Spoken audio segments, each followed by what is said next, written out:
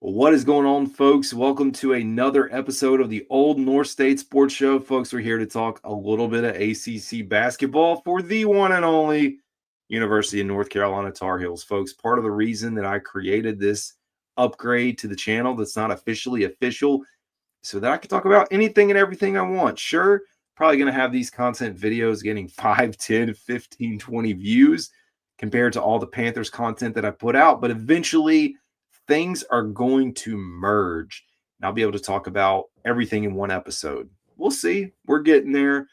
Baby steps. But we got to talk a little bit about college basketball in the state of the University of North Carolina program.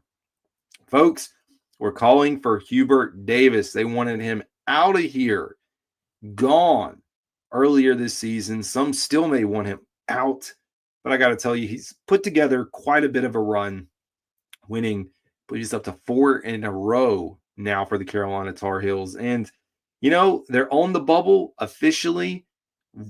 I've seen bracketologists, and it's funny we have them saying that the Carolina Tar Heels are sitting as one of the first 4 out, and some even saying the first team out, which would put them right there, borderline on making the tournament. Now, there's a lot of work that they're going to need to do to get into the tournament. They still need to win out, and I think that includes a win over Duke. Unfortunately, this isn't like the NFL where teams sit players in meaningless games, or the NBA, as a matter of fact. So odds are we will see Cooper Flagg and that Duke team, who is playing like the best team in the country. Unfortunately for Carolina fans, we're going to see them, a really good team, late in the season, last game of the regular season, that is. So I think even if North Carolina wins and then drops the Duke game, I mean, it's the quad one. Quad one, they've been terrible. I think sitting at 1-10 would put them at 1-11. It's pathetic, just the way it's the chips have fallen this season. There's been a lot of close games that they should have pulled out that they didn't pull out. However, they've been playing longer, they've been playing better, and the lineup itself looks good. So for me, I think the next time around against Duke, it should be more competitive. I don't know what that means, if it's a 5 or 10 point game or if they get blown out by 20. You saw what Duke did to Illinois. My gosh, freaking rolling. Duke University should be a national title contender, hands down. So all you Duke fans should appreciate that. Speaking of, and I did not plan to go here, but NC State, it has been a tough year for NC State fans. When you look at where they sit in the ACC, making a Final Four run last year, Cinderella Magic, to now not even making the ACC tournament, folks. That is how far they have fallen. But anyways, I think North Carolina has to win out. I do think you got to pick up a win over Duke and then win at least 2 in the ACC tournament to get in. If you lose to Duke, I think you got to win at least 3 at that point. And I mean, you're really talking about almost having to win to get in. The odds are just not stacked in their favor right now. But you have Hubert Davis. Of course, we go on this run, North Carolina does. And now news comes out that Hubert Davis has been extended to 2030. We saw him earlier in the year talking about the program needing to move forward. Got to get into the 21st century with how they do business. And so the team, what he said, we want to bring in a general manager. We see what Bill Belichick's doing on the football side. Speaking of which, Lombardi's making $1.5 million. GM of a college football team, University of North Carolina, $1.5 million. I don't know where they're printing the money and where it's coming from and how they're doing it. But my gosh, the investment in this thing is going to crash and burn, or it's going to be a super big success. But anyways, school announced as the team is hired Jim Tanner as the program's first executive director.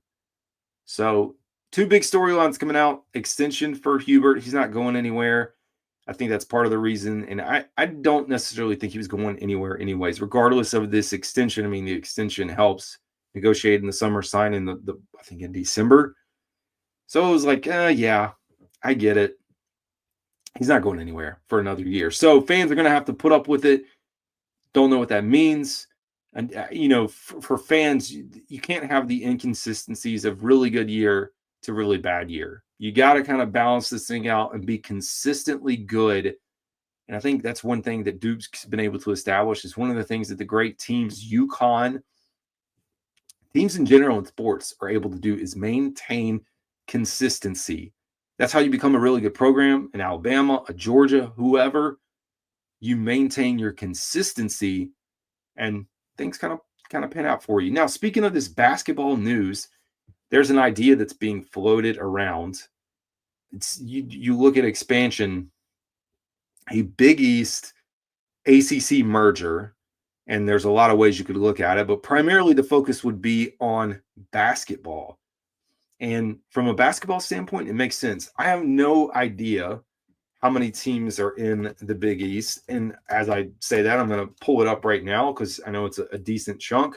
But you look at Pitino and the success that he is having, it's unreal what he's been able to do over there at St. John's. But this would be a pretty nice addition from a basketball perspective. St. John's, Creighton, Marquette, UConn, Xavier, Villanova, Georgetown, Butler, Providence, Seton Hall, and DePaul. So that group, hands down, strengthens or should strengthen this conference from a basketball perspective. I mean, it would be a mega basketball conference. I mean, at that point, you've got 18 because you count Notre Dame, plus 1, 2, 3, 4, 5, 6, 7, 8, 9, 10, 11. So 28, almost that's the size of the NBA. Almost 30 teams within a college basketball conference. Massive. Now, with this, you're not getting football. So this is really hey, we're going to double down on basketball. There's some weird stuff happening. I can't remember because I don't have my notes in front of me. I did see a similar merger is happening in another league, 2 leagues coming together, but only for one sport. That could be on the table. I've heard people float the idea of a challenge, a Big East ACC challenge, but if you really want to take this thing on, you got to bring the conference together. You got to merge into one.